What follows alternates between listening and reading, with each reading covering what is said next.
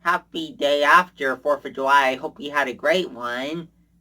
But it's Friday again, so we all know what that means. It's time for another one of my Christian Music Weekend Reviews video. Each week I take 5 releases in the Christian world, be it albums or singles, and after having listened to them all week, I come back here and I review them. I talk about them.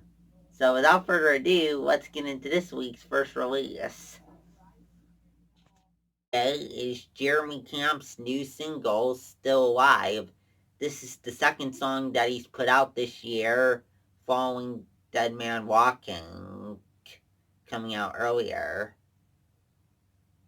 This song is a nice mid-tempo synth pop rock track about how he wants to go where God wants him to go, even when he's scared, because even after all Jeremy has been through, God is still alive in him. Is 10th Avenue North's new song, No Shame. This is the second song from their upcoming album by the same name. The album comes out in August. This song talks about how God has set you free from your shame. You don't have to impress. It's okay to be broken, is the message of this song. As for the sound of it, I like the CCM pop alternative feel of this song. I think bringing on the Young Escape was a good choice. I really like her voice. It seems like this sound, and also the sound that was in the previous single, Greater Than All My Regrets, it seems to go back to a little bit more of an older 10th Avenue North sound, so that's kind of interesting to see. I really did like the sound on Followers and Things We've Been Afraid to Say, but this is still good. We have Rend Collective's new single, Your Name is Power. This is the first single since the release of their previous album, Good News.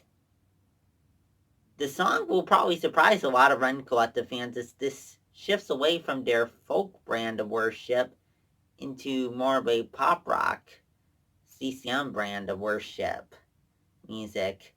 That being said, I think the change is a nice one, and it is very nice to hear.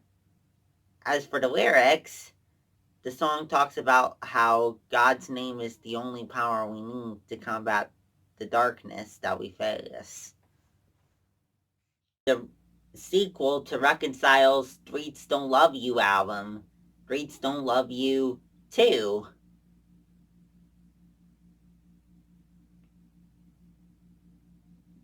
It's a solid hip-hop album with lots of bass in it. I would say, though, it's probably not as aggressive as the initial Streets Don't Love You album. As for the lyrics, and hey, with a title like Streets Don't Love You Too, the lyrics are probably what you really came to hear me talk about, right? So, as for the lyrics, anyhow, a lot of the lyrics do candidly discuss the common pitfalls in urban city life, including drugs, prison, broken families, murder. Reconcile seems to talk a lot about how either you can follow that broken cycle, or even though life may not have dealt a fair hand, you can still rely on God's grace to overcome those obstacles. Speaking of God's grace, I like how he is an all-out wonder of it in some of the songs.